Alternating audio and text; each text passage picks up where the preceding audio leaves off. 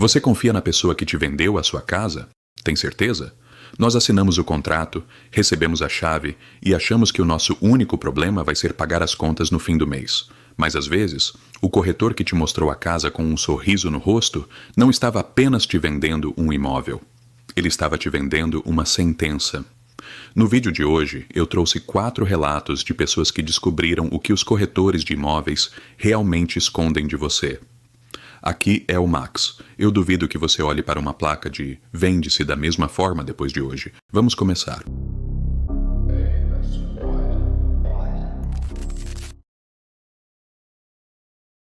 Tinha algo vivo atrás daquela porta de ferro.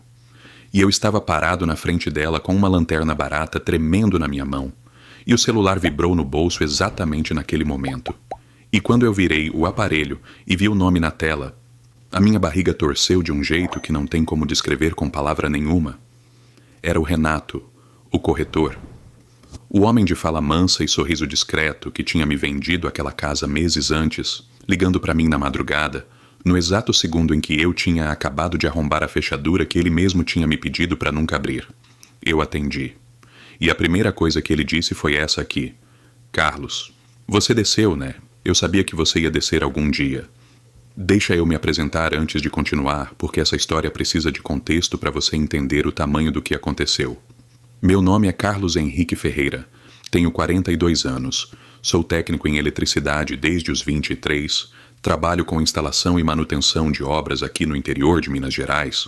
Criei meu filho Mateus praticamente sozinho depois que minha ex foi embora, quando ele tinha 7 anos, e a vida inteira eu tive um objetivo simples: ter uma casa que fosse minha de verdade. Não alugada, não financiada com juros que te comem por 30 anos, uma escritura no meu nome, um endereço fixo que eu pudesse chamar de lar."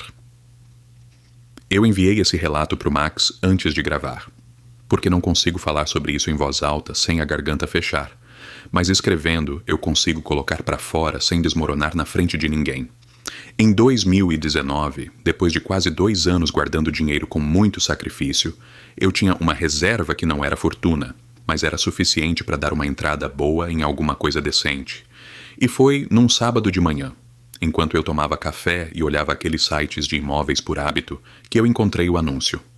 Era a foto de um casarão antigo, numa cidade pequena a 40 quilômetros de onde eu morava, 4 quartos, terreno de 2.000 metros, área rural, uma varanda grande na frente. E o preço era tão baixo que eu li 3 vezes, achando que tinha algum zero faltando. Entrei em contato e o corretor respondeu, em menos de 10 minutos. Se chamava Renato Cardoso, corretor há mais de 20 anos pela apresentação que ele mesmo fez no WhatsApp. Voz pausada, fala muito articulada, o tipo de pessoa que escolhe cada palavra antes de pronunciar, sem pressa, sem aquela pressão que corretor normalmente usa para fechar negócio, e ele marcou a visita para aquela tarde mesmo. Quando eu cheguei na propriedade, entendi por que o preço estava naquele patamar. A casa estava em estado de abandono, telha quebrada aqui e ali, mato tomando conta do que tinha sido a varanda, paredes com umidade visível, a pintura completamente descascada. Mas a estrutura estava firme de um jeito que surpreendeu até a mim. Que trabalho com obra, as vigas eram de madeira maciça, a alvenaria era grossa do jeito antigo, do tempo em que construíam para durar 100 anos.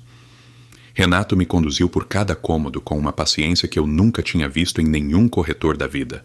Respondia tudo com detalhe, não empurrava, não ficava olhando para o relógio, deixava eu bater nas paredes, checar os fios, medir com fita, pegar na estrutura. E eu fui me convencendo que aquilo era mais oportunidade do que problema. Porque para um eletricista que sabe fazer obra, casa abandonada com boa estrutura, é justamente o que você quer.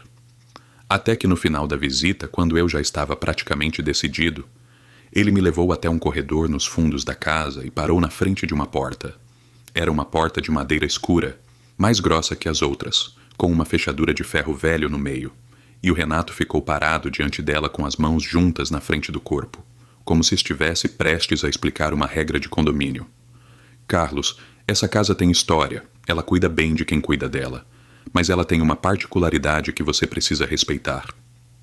Eu achei que ele ia falar de alguma briga de divisa com o vizinho ou de algum problema de herança não resolvida, Mas ele apontou para a porta e disse: "O subsolo fica aqui, a escada desce uns 8 metros. Há tubulação muito antiga lá embaixo, gás e água de uma época que não foi mapeada direito. Qualquer interferência pode comprometer a estrutura do imóvel inteiro. Então a cláusula que consta em contrato é simples. O comprador concorda em não abrir essa porta em hipótese nenhuma." Eu olhei para ele, olhei para a porta e perguntei se eu podia checar lá embaixo antes de fechar negócio, só para saber o que eu estava comprando. E ele disse que não, que isso fazia parte do contrato de compra e venda e que todos os proprietários anteriores tinham respeitado sem nenhum problema. Aí eu fiz a coisa mais cara que já fiz na vida. Eu aceitei e assinei.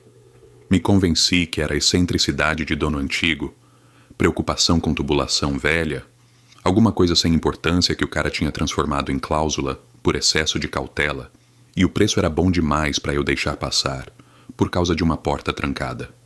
Os primeiros 3 meses foram quase normais. Quase. Porque toda vez que eu passava por aquele corredor à noite, eu sentia uma corrente de ar frio saindo pela fresta da porta. Mas me convenci que era a variação de temperatura do subsolo. Coisa de construção antiga que respira de um jeito diferente, nada além disso. Reformei o telhado, reboquei as paredes, instalei a rede elétrica toda do zero, coloquei piso novo na sala e nos quartos, e a casa foi ficando bonita de verdade. Um lugar que eu genuinamente me orgulhava. E quando meu filho Mateus veio me ajudar numa obra num final de semana, ele ficou impressionado com o resultado. Disse que o lugar tinha ficado irado, palavra dele. Mas também comentou uma coisa que eu engoli rápido na hora. "Pai, esse corredor dos fundos tem um cheiro diferente. Eu não gosto de passar por ali."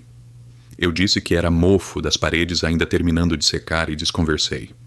Mas na 4ª semana de outubro o cheiro mudou. Não era mais mofo, era outra coisa, orgânico, úmido, quente de uma forma que não combinava com o inverno de Minas. E junto com o cheiro vieram os sons.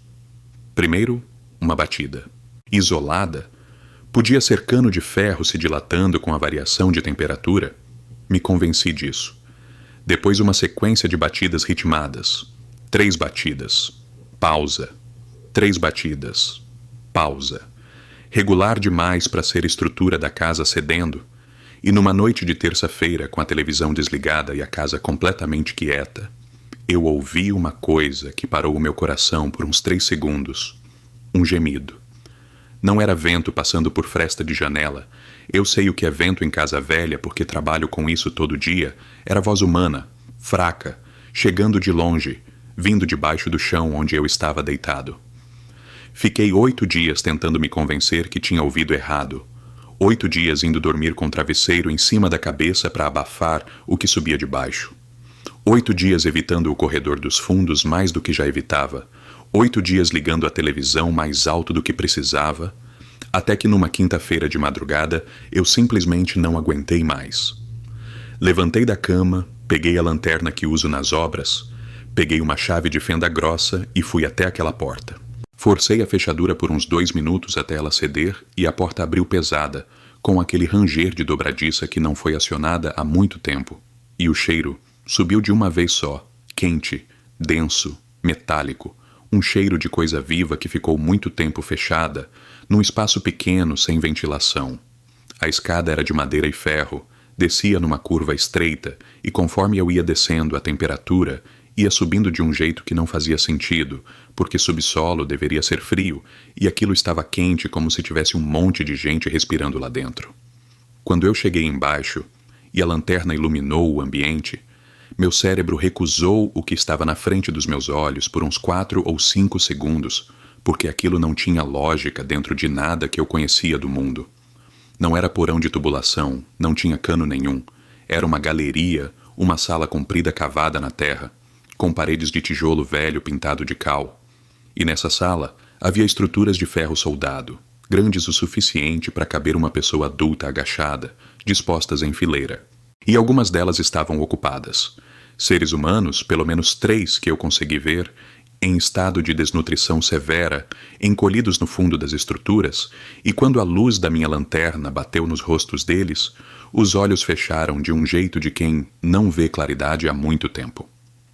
Foi exatamente aí que o celular tocou, Max. Eu atendi sem pensar, porque o cérebro estava tão travado que eu simplesmente fiz o movimento automático, e a voz do outro lado estava tão calma quanto no dia da visita, como se o Renato estivesse me ligando para confirmar uma vistoria de rotina da imobiliária. Carlos, você desceu, né? Eu sabia que você ia descer algum dia. A maioria não resiste por muito mais que isso. Eu não conseguia falar e ele continuou com a mesma frieza. Olha, eu preciso que você entenda uma coisa com muita calma. A escritura da casa é sua, o imóvel é seu. Isso não muda, mas todo imóvel tem um custo de manutenção. Você assinou um contrato, e esse contrato tem uma lógica que vai além do que está escrito no papel. Eu consegui perguntar gaguejando quem eram aquelas pessoas lá dentro, e ele respondeu com o mesmo tom que usaria para explicar a metragem do terreno. São os anteriores, Carlos, os que também não resistiram e desceram antes da hora? A casa funciona dessa maneira. Ela aceita um morador no andar de cima por vez, e quem viola o acordo passa para baixo. Agora você tem uma escolha muito simples a fazer. Ou mantém o que existe aqui embaixo, ou ocupa o lugar deles, mas alguém tem que alimentar o que mora lá dentro. E ele desligou. O telefone ficou mudo, e o visor apagou na minha mão. E de repente o único som naquele subsolo imundo era a respiração ofegante daquelas pessoas nas gaiolas. Um chiado fraco no peito deles, esperando eu tomar uma atitude, esperando eu decidir se ia ser o carrasco ou a próxima vítima daquele lugar. O cheiro de morte misturado com suor era insuportável. A escuridão parecia engolir a luz da minha lanterna barata. Eu não vou mentir dizendo que fui herói naquele momento, Max, porque eu não fui. Eu subi aquela escada correndo, tropeçando nos degraus de ferro. Atravessei o corredor batendo nas paredes, abri a porta da frente e fui a pé pela estrada de terra escura até chegar na rodovia. E de lá liguei para o serviço de emergência com a voz tremendo e mal conseguindo explicar o endereço direito. Vieram 3 viaturas, veio a equipe de resgate. Desceram no subsolo armados. E o que os policiais encontraram lá dentro foi registrado como situação de cárcere privado em propriedade rural. 3 vítimas encontradas com vida, 2 em estado muito grave, e saiu na imprensa regional dias depois com uma nota pequena no interior do caderno de cidades, como se aquilo fosse uma ocorrência comum. As investigações sobre o Renato Cardoso correram por meses, e o que levantaram foi perturbador de um jeito diferente. Ele tinha histórico de venda de imóveis rurais em pelo menos 5 cidades diferentes, de Minas Gerais e de Goiás, sempre casarões antigos, sempre preço muito abaixo do mercado, sempre com alguma restrição no contrato sobre área técnica restrita, ou infraestrutura antiga não mapeada. Ele nunca foi preso. Porque quando a polícia chegou no endereço que constava no Cresci dele, o lugar estava vazio havia pelo menos 2 anos. Enviando tudo isso para o canal do Max, eu percebi pela primeira vez o tamanho do que tinha passado pela minha cabeça. Porque quando você está no meio, você não enxerga o todo. Você só enxerga a porta na sua frente querendo ser aberta. A casa foi demolida a pedido do município, e eu perdi tudo que tinha investido. Cada real das minhas economias, de 2 anos, foi junto com aquela estrutura de tijolo velho. Mas tem dia que eu acordo no meio da madrugada, com aquele cheiro ainda preso em algum lugar da memória, e eu fico muito satisfeito por ter perdido esse dinheiro e saído de lá com a minha vida. Então, para você que está escutando essa história agora, deixa eu te dizer algumas coisas que aprendi com tudo isso. Não como lição de vida bonita, mas como aviso de alguém que quase virou bicho de gaiola por causa de um pedaço de papel mal assinado. Sobre o preço baixo demais, escuta bem. Quando um imóvel está muito abaixo do valor de mercado, não é sorte grande. Existe sempre um motivo. E quando o preço é ridiculamente baixo e o cara de terno não consegue te provar o porquê com o documento na mesa, tem sujeira pesada escondida de você, não aceite explicação de boca, exija no papel. Sobre o histórico, se eu tivesse gastado R$20 para ir no cartório puxar a certidão de ônus daquele casarão, eu teria visto a bagunça dos donos anteriores. E não teria jogado a minha vida no lixo. Sobre o tal do Cresci, se eu tivesse gastado 2 minutos no celular para checar o registro daquele desgraçado do Renato, eu teria visto que ele era uma farsa. Não confiem só em fala mansa, sapato engraxado e vocabulário bonito, chequem o corretor. E o mais importante, Sobre essas cláusulas malucas, absolutamente nenhuma cláusula de contrato que te proíba de entrar numa parte da sua própria casa é normal. O dono tem o direito legal de pisar em cada centímetro do que ele comprou. Se o cara te apressar para assinar dizendo que tem outro querendo fechar negócio, deixa o outro levar. Porque a pressa deles é a corda no seu pescoço. E por último, o seu instinto. Preste atenção no cheiro do lugar. A aparência os caras enganam com tinta barata e gesso, mas o cheiro de uma casa velha conta o que as paredes esconderam de verdade. Se o seu estômago embrulhar sem motivo, se a sua espinha gelar, vá embora. O meu instinto gritou, mas eu abafei ele porque eu queria muito dar um lar para o meu filho. E esse sonho quase custou a minha humanidade.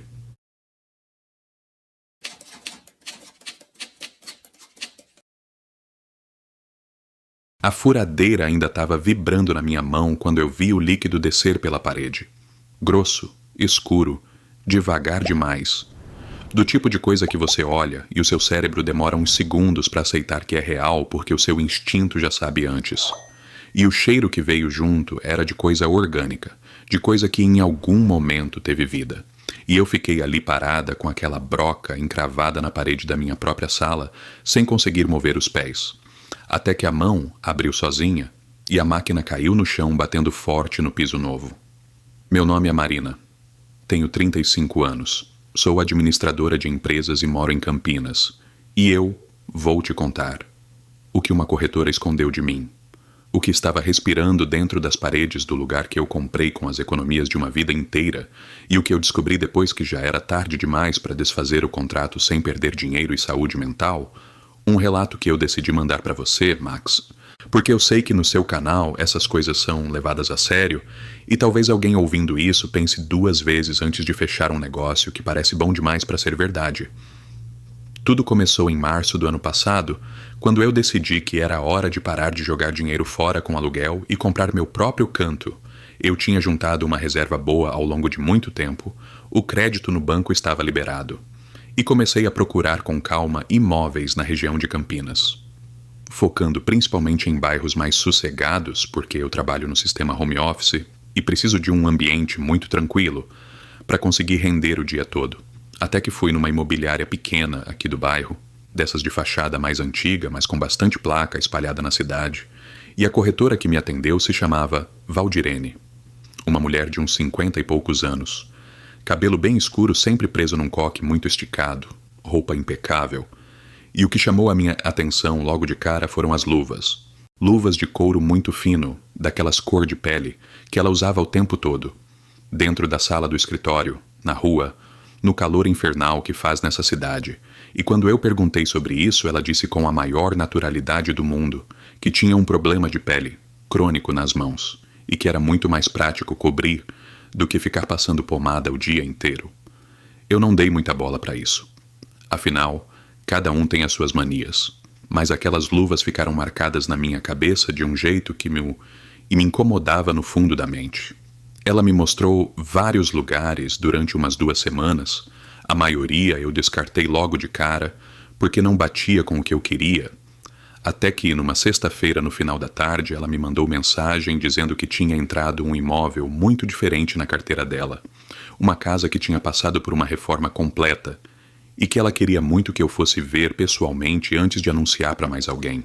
No sábado de manhã eu fui até o endereço que ela mandou, uma rua residencial de bairro antigo, com aquelas árvores enormes nas calçadas, casas de décadas atrás com fachadas de época que a gente vê muito no interior de São Paulo. E a casa ficava bem no meio do quarteirão, com um portão de ferro pintado de preto novinho em folha, um jardim pequeno mas muito bem cortado, e a fachada com aquele reboco liso que você sabe que é reforma recente, porque a tinta ainda tem aquele cheiro característico de obra recém-entregue.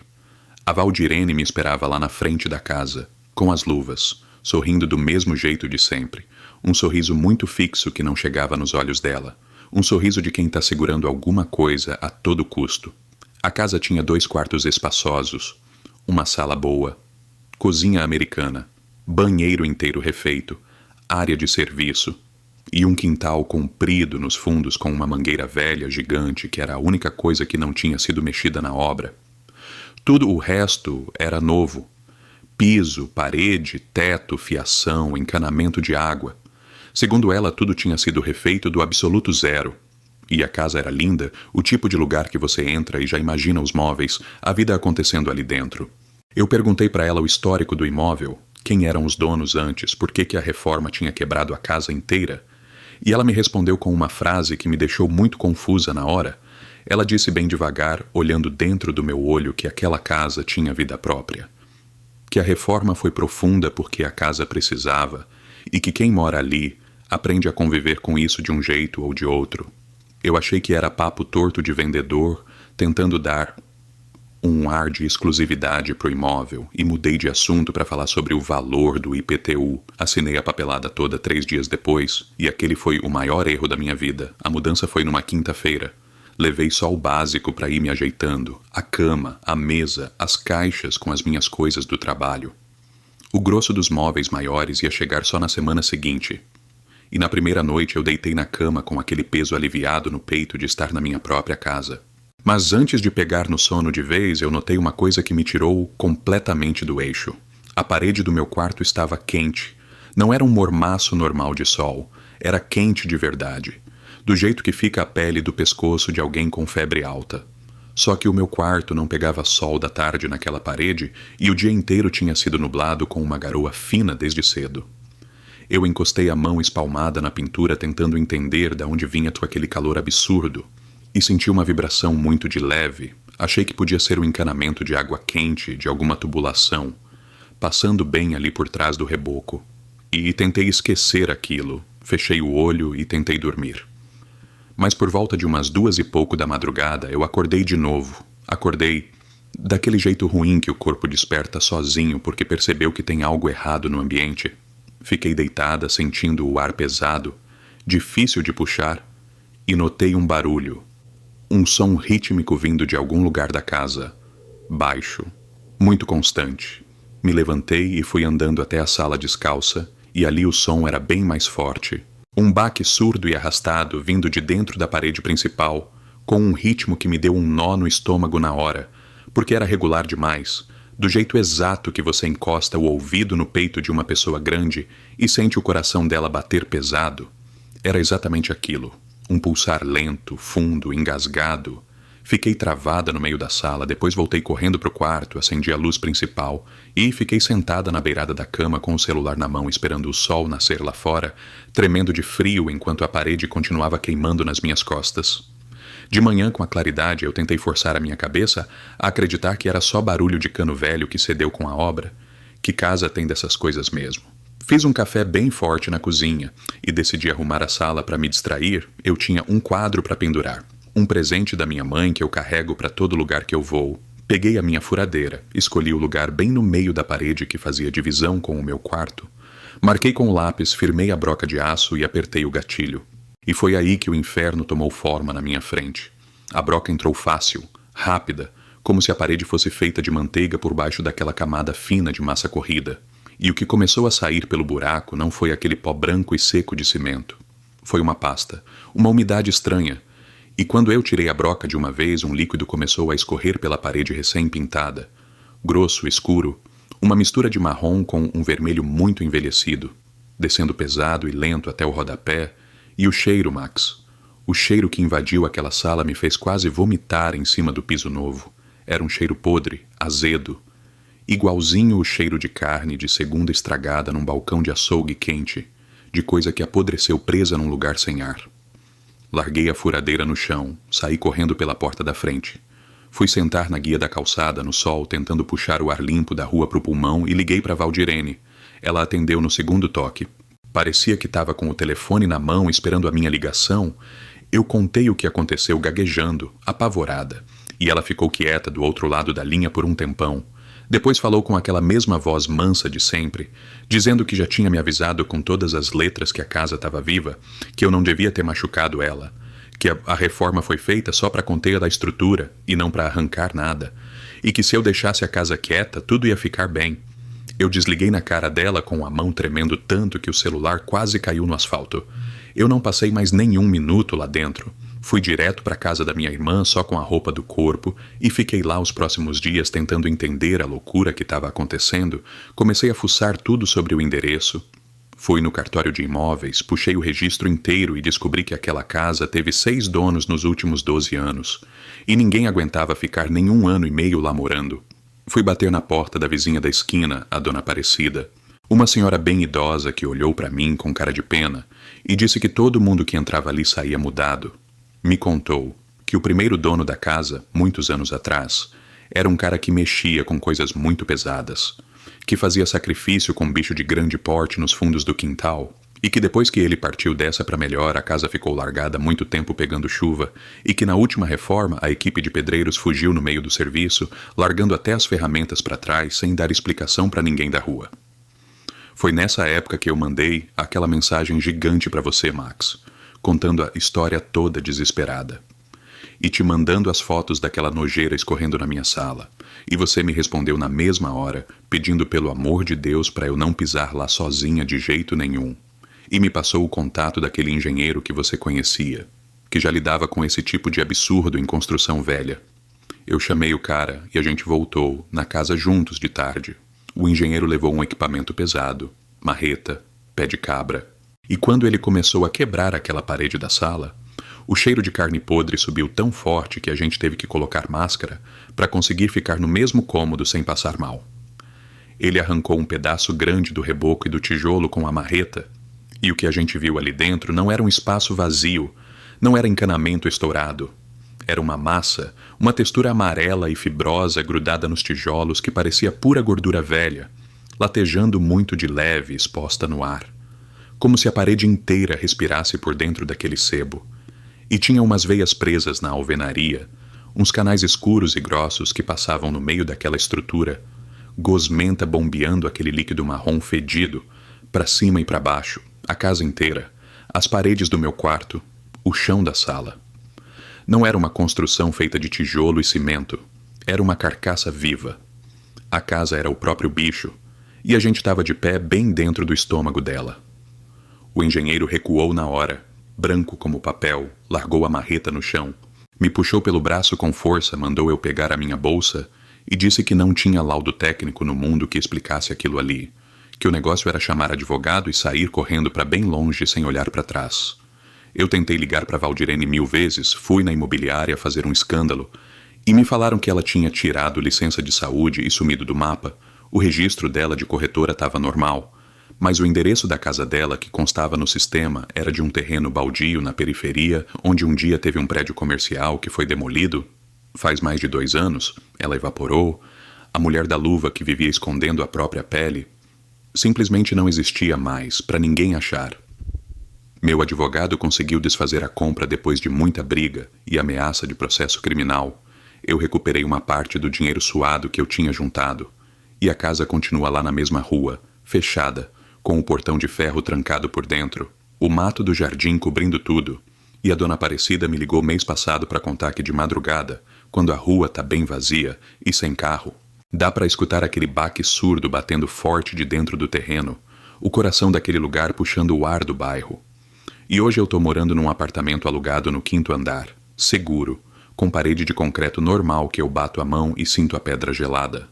Mas eu não consigo mais ficar tranquila. A minha furadeira tá guardada no fundo da caixa de ferramenta e eu não encosto nela tem meses.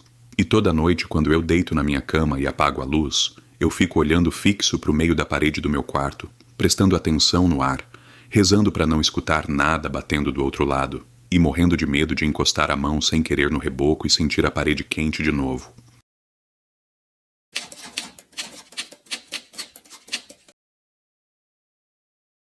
Eu sou a Silvia, 50 anos de idade.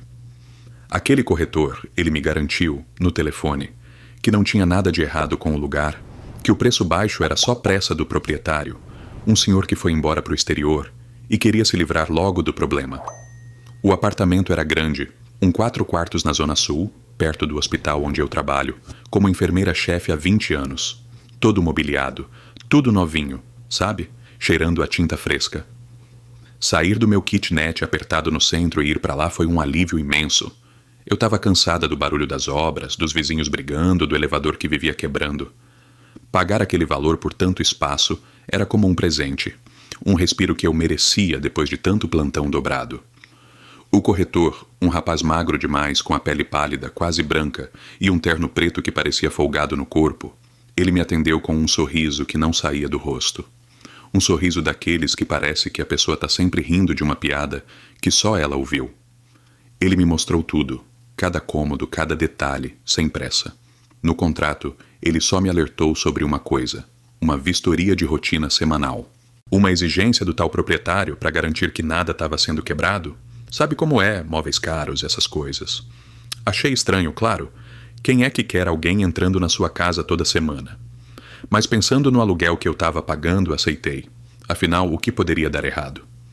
Ele me garantiu que era rapidinho, uma passada de olhos e pronto. A primeira semana foi ótima. Dormi melhor do que nunca, aproveitando o silêncio do prédio, o colchão macio que já estava lá. O apartamento era realmente incrível. Mas na quinta-feira, como combinado, ele bateu na porta. O sorriso idêntico ao do dia da visita. Os olhos muito claros e abertos, fixos em mim, sem piscar. Eu abri a porta. Ele entrou, mas não foi ver a cozinha, nem a sala de jantar. Ele parou no meio do corredor, ali, no escuro que vinha da área de serviço, e ficou olhando para o meu quarto. Eu fiquei na porta, esperando ele ir ver as outras coisas, mas ele não se moveu. Só ficou lá, parado, com as mãos cruzadas na frente do corpo, sorrindo e respirando devagar. Tudo certo por aqui, Silvia, tudo certo. Ele disse com uma voz baixa, quase um chiado, sem desviar o olhar do meu quarto. Eu tentei falar alguma coisa, perguntar se ele não queria ver o banheiro, a lavanderia, mas as palavras travavam na minha garganta. Aquela presença dele ali, naquele corredor estreito, no escuro, estava me deixando sufocada. Depois de uns 10 minutos que pareceram horas, ele finalmente se virou, agradeceu a recepção e foi embora. Fiquei parada na porta, fechando a fechadura com chave, o coração batendo forte. O que foi aquilo? Que tipo de vistoria era aquela? Nas semanas seguintes, a cena se repetiu. Toda quinta-feira, às 9 da noite, a campainha tocava. Era ele. O mesmo terno, o mesmo sorriso imóvel, o mesmo olhar que me atravessava. Ele entrava, parava no corredor, na mesma posição, e ficava lá. Olhando para o meu quarto, eu ficava na cozinha, fingindo que estava lavando louça ou arrumando as coisas, mas sentia o peso do olhar dele nas minhas costas. Ele não tocava em nada, não olhava para nenhum outro lado, só para o meu quarto. E o silêncio dele era pior do que qualquer barulho. Um silêncio que parecia preencher o corredor todo. Uma quietude que me dava nojo, sabe? E eu não conseguia dizer nada. O medo me paralisava, a vergonha de reclamar, de parecer louca, de perder aquele apartamento maravilhoso. Mas algo estava mudando. Eu comecei a perceber coisas diferentes, pequenos detalhes. Um par de sapatos que eu tinha certeza que deixei no banheiro aparecia no meio da sala. Um livro que estava na mesa de cabeceira parava no chão, do outro lado do quarto. Uma toalha de banho que eu pendurei na lavanderia estava dobrada em cima da minha cama quando eu acordava. Tentei me convencer de que era o cansaço dos plantões no hospital, o estresse de mudar, de me acostumar com um lugar novo. Mas a sensação de que alguém estava mexendo nas minhas coisas, mexendo no meu espaço sagrado, não saía de mim. Uma noite, eu tranquei a porta do meu quarto, por dentro. Achei que se eu fizesse isso, me sentiria mais segura. No dia seguinte, quando acordei, a porta estava destrancada.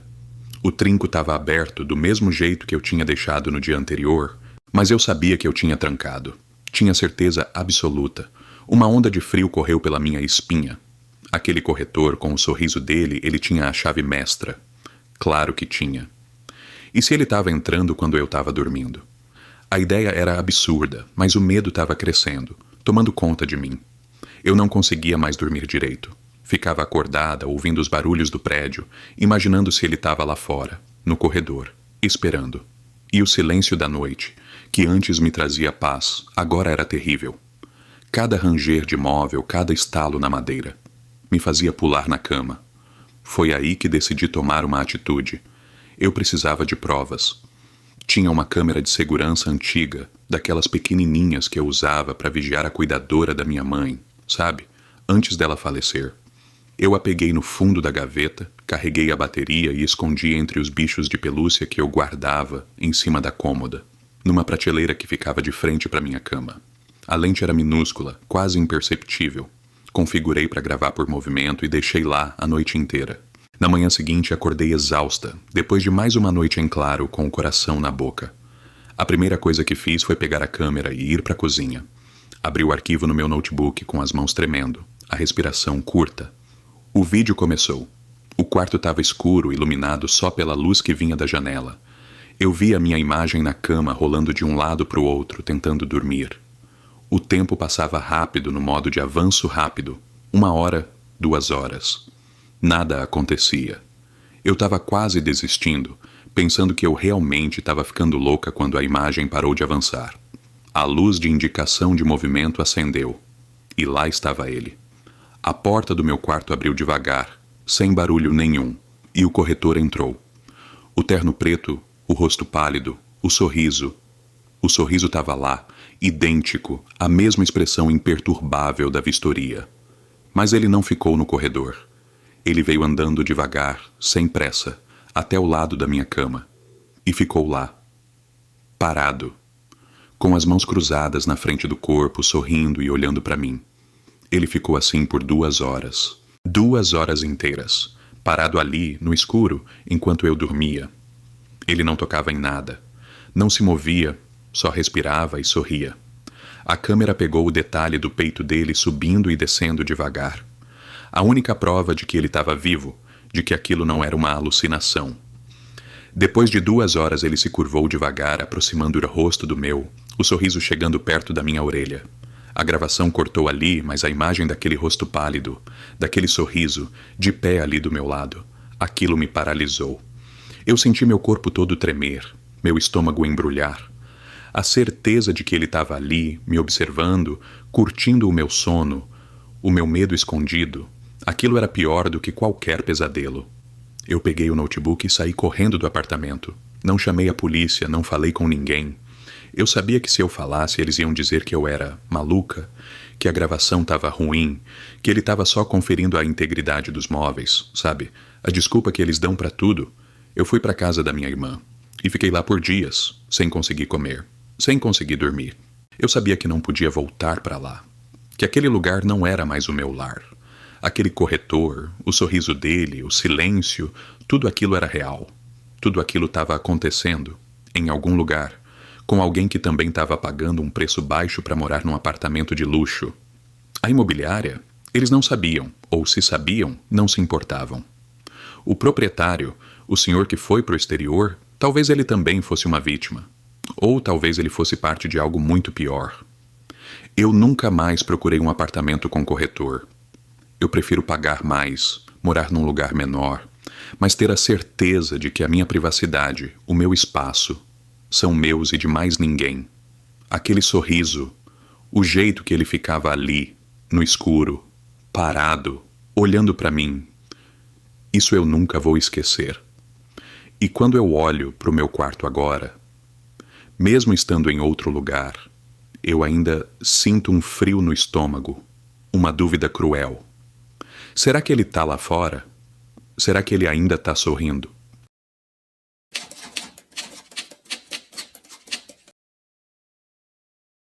Olha, eu decidi escrever isso porque se eu guardar só pra mim, eu sinto que vou acabar perdendo o juízo de vez. Meu nome é Tiago, tenho 28 anos.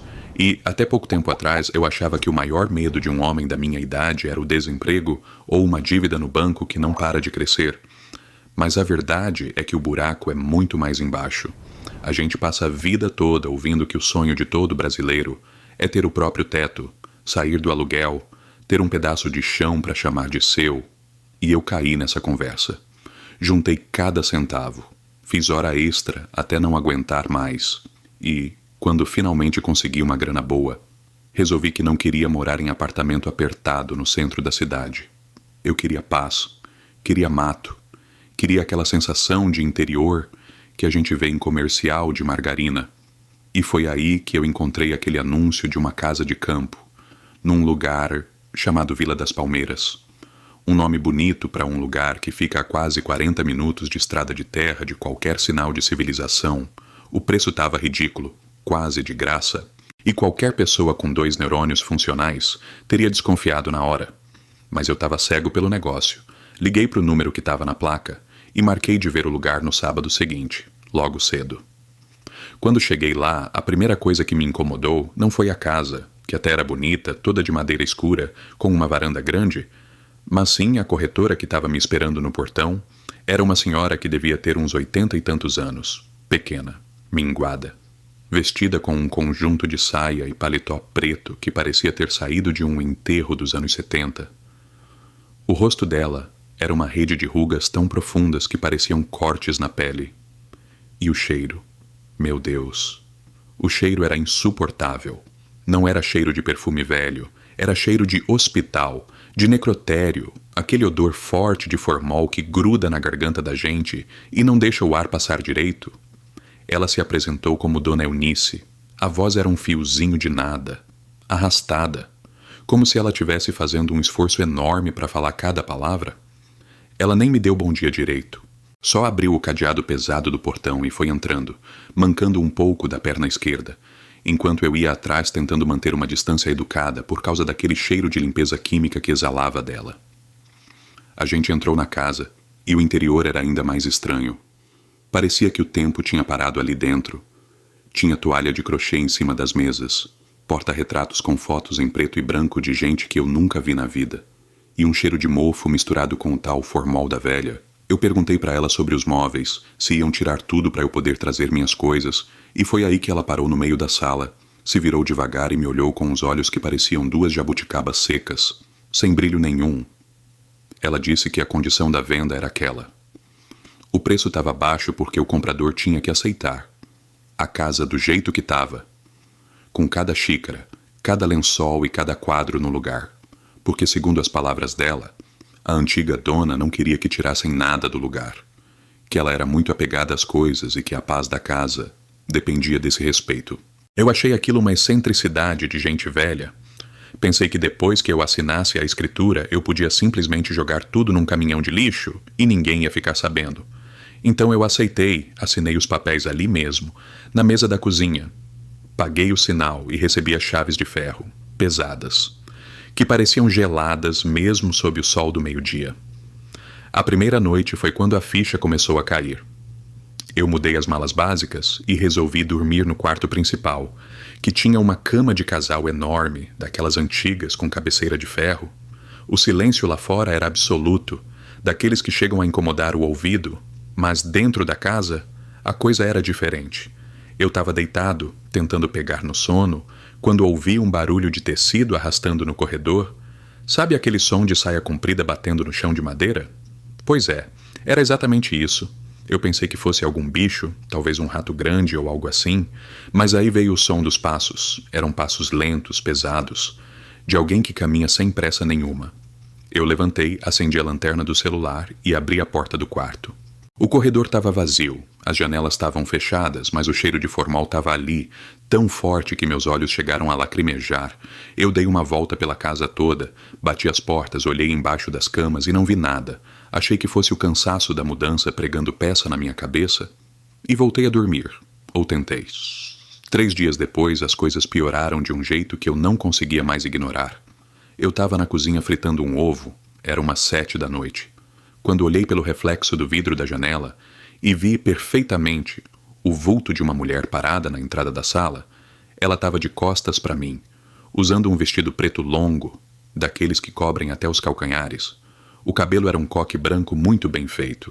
Eu travei. O coração disparou tanto que eu senti a pulsação no pescoço.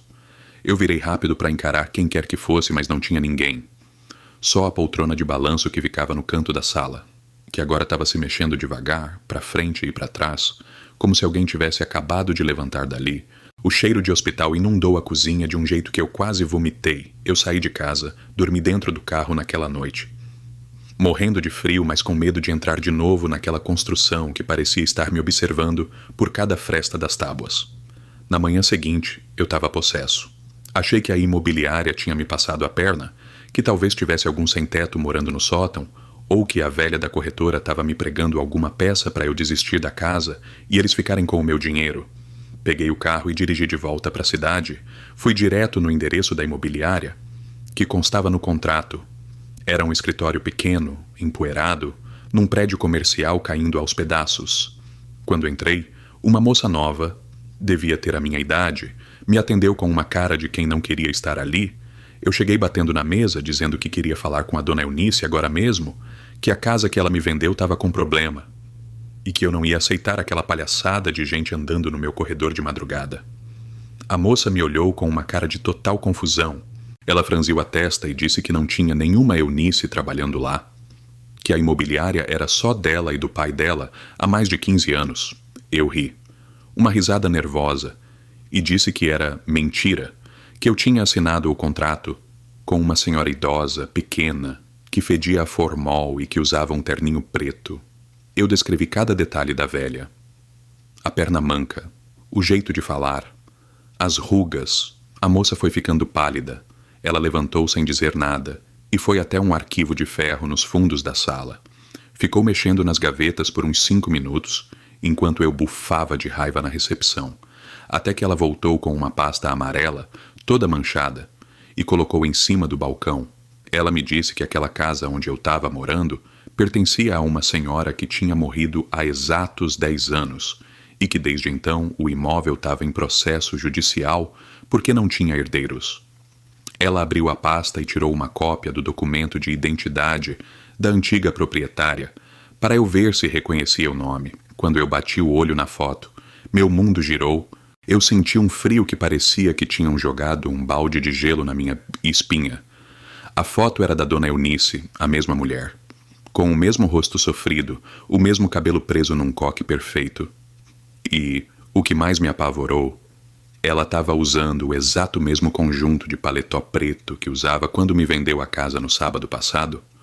A moça da imobiliária me olhou com os olhos cheios de lágrimas e disse com a voz tremendo que aquela senhora tinha sido encontrada morta na poltrona de balanço da sala e que, como ela morava sozinha e demoraram semanas para sentir a falta dela, o corpo já estava num estado avançado de decomposição.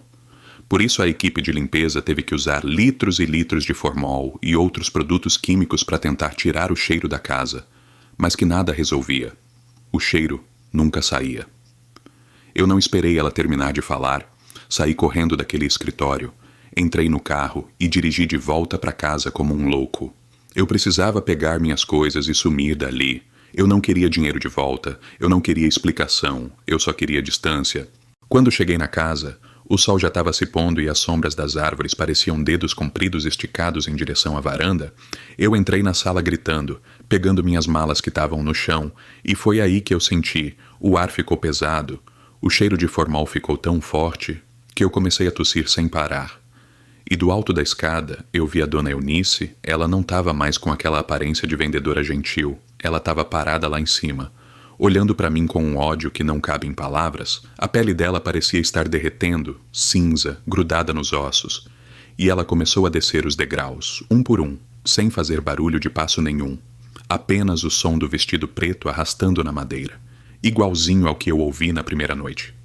Eu joguei as malas para o lado, pulei a janela da sala mesmo, nem tentei abrir a porta. Caí no gramado, ralei os braços, mas não parei de correr até chegar no carro. Eu dei a partida, e antes de acelerar, eu olhei pelo retrovisor. Ela estava parada na varanda, segurando as chaves de ferro que ela tinha me entregado. Aquelas chaves que eu tinha certeza que estavam no meu bolso. Ela levantou a mão e fez um aceno lento, como se estivesse se despedindo de uma visita que finalmente tinha ido embora. Eu nunca mais voltei lá. Deixei minhas roupas, meus documentos. Deixei tudo para trás. Hoje eu moro num quartinho de pensão no meio do barulho, perto de uma avenida movimentada, porque eu descobri que o silêncio do campo esconde coisas que a gente não foi feito para entender. E toda vez que eu passo perto de uma farmácia ou de um hospital e sinto aquele cheiro de produto químico, eu começo a tremer, porque eu sei que em algum lugar daquela estrada de terra a dona Eunice ainda está sentada na poltrona de balanço, esperando o próximo comprador que estiver procurando por um pedaço de chão para chamar de seus. Se você ainda não é inscrito, não deixe de ter a sua chave para o nosso clube. Se inscreva agora no Contos do Max e ative o sininho, para que a gente possa se encontrar em todos os novos relatos. E se você tem uma história, se você já trabalhou com imóveis ou viveu algo inexplicável em uma casa, mande o seu relato para o e-mail que está aqui na descrição. Eu vou ler com carinho e respeito. Se você gostou dessas histórias, eu deixei aqui na tela uma playlist completa chamada Maratona, O Perigo Mora ao Lado. São os relatos mais pesados de invasões, vizinhos estranhos e segredos domésticos que eu já contei aqui. Clique agora nessa playlist que está aparecendo aí no canto da tela e continue comigo nessa jornada. Eu te espero lá no próximo relato. Um forte abraço do Max, fiquem com Deus. E tomem cuidado com quem bate à sua porta depois da meia-noite.